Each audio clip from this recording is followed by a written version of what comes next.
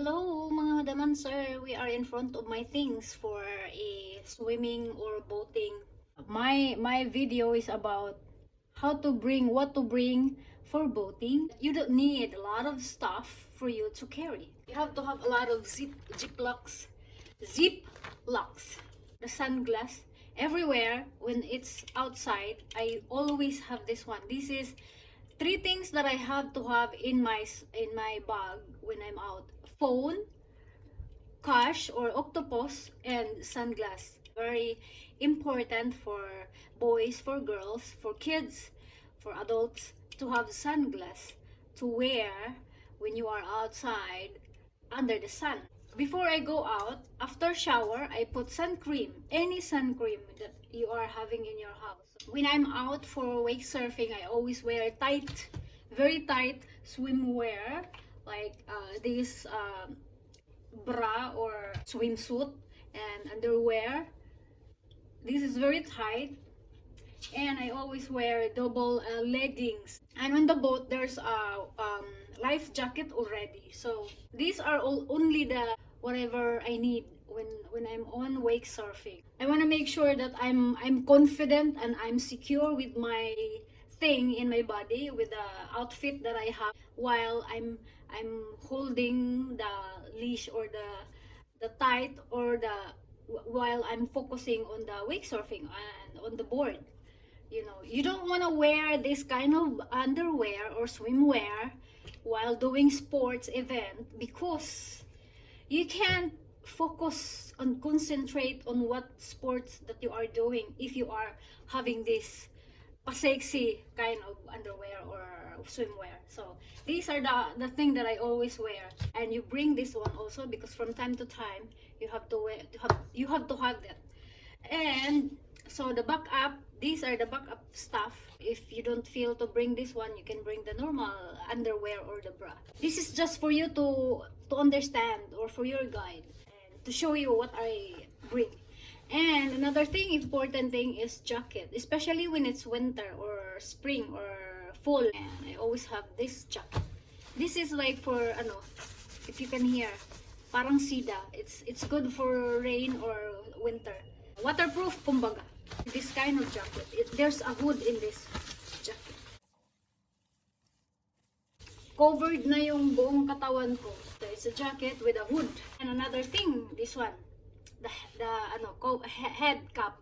So another thing is this water bottle. You have to have water when you are out. And another thing is this one, roll on for your under kilikili power. Maybe you are going out for a party after swimming, who knows? So always have this one. And I only have this one after or before swimming. I always use sun cream. And then cash, they're already in the plastic. And for the ponytail for my hair. And then if you wanna have a bling, I only have a bracelet and hikaw. I like to wear one hikaw only because I actually bought this one only one charity event in Lama. So I have these two just for a bling, and this is just extra. Most of the time I wear again this the clothes that I'm wearing going out, I wear again to coming back, because it's just one day event.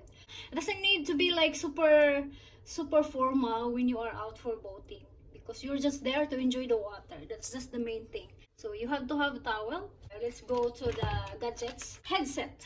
Uso ngayon yung wireless. So you have to remember na to have this one on the boat, because it might jump out of the water. So I have this one. This is only my backup while on board the bus.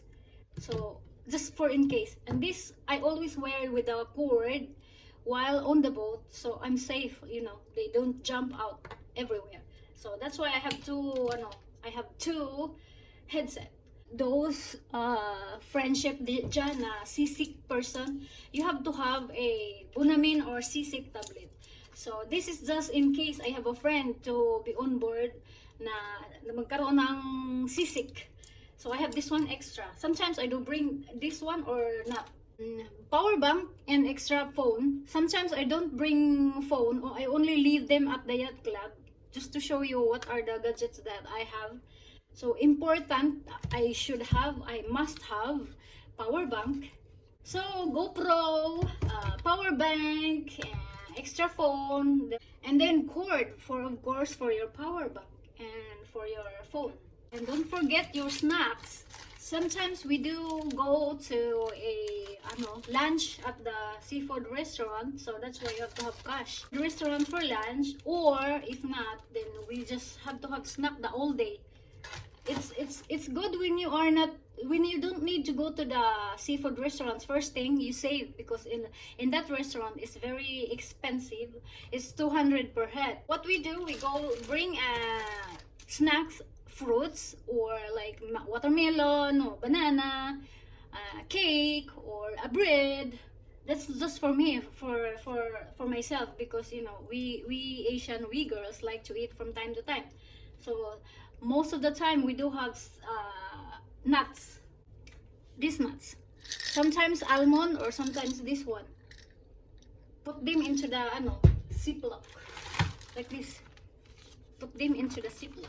This is not sponsored, but these are the stuff or the food that I have in my traveling wherever I go. You have to make sure that you have ziplock. You have to secure your gadget, because the speedboat, we're always on speedboat, and the speedboat is always like splashing water. So I always put them in a plastic. Aside from I carried bag, I put them in the plastic and put in the bag. So that's the safest one. Remember, when you are going out for boating, you have to bring extra plastic for your wet stuff. Like for example, when you are done swimming, you have to put the wet underwear into the plastic, so it doesn't ruin your dry clothes inside your bag. So you have to separate them. Yeah. So you have a plastic for your dry clothes. You have a plastic for your wet stuff after swimming. So very important. It's extra plastic.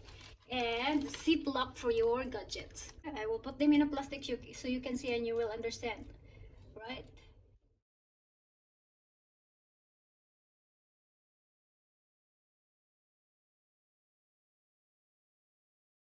So I'm done packing them into the ziplock. Secure thing. You have to secure those gadget that needs to be protected from the water. This one doesn't need to be in the ziplock because this is okay for the water, so I don't need to put them in the ziplock. And also these are okay for the without the ziplock. So water inside the bottle, and we are now putting them into the bag. You can bring girly bag or whatever bag that you like. I always want to have a backpack because sometimes I bring my computer on the boat. It's already here. The towel and the jacket and the extra underwear and clothes. That's in here. And next is this one, the sun cream and water and the food. You can put a separate bags for the food. You can do that as well. Sometimes when I'm lazy, I'm just because they're okay when they're not inside a bag or plastic. So I do have extra plastic for the wet stuff after the swimming when I get wet, my underwear, and extra bag for that. And there we go, the important thing. These are inside the ziplock, mga madam and sir. But as I put them in a big plastic, double, as I said, double. So they're inside already. They're inside.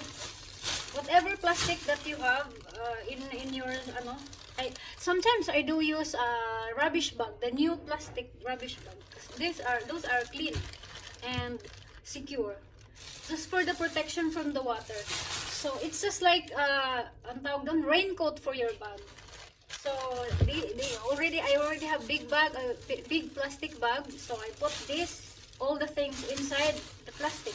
They're inside the ziplock and put inside the plastic and lock that plastic. Put them in there and put this GoPro there. And so there I have bag. There's a lot of space. I can pick up some fruits, or I can stash extra food or snacks in here. You see how much the amount is. They're very small, more than one half capacity. I can still put a lot more in here. So you see, very light, very light. And I wear flip-flops or slippers going out. I don't wear shoes unless if I go to a party after the swimming. I wear shoes, and I have already flip-flops on board the big boat or the yacht club. So most of the time from here I wear flip-flops. So I don't need to worry about not getting wet of my shoes or whatever footwear that I'm having. These guys are I'm about to wear these guys. These sunglass and this one. So that's it mga madam and sir. Less worry na not a lot of stuff that you are going to bring. And thank you for watching. Have a good day and enjoy water when you are about to go for swimming or for boating. Don't stress yourself to bring a lot of stuff and then you end up not using them when you are there. You just bring them back without purpose. So you have to bring things that you really need, you really use there.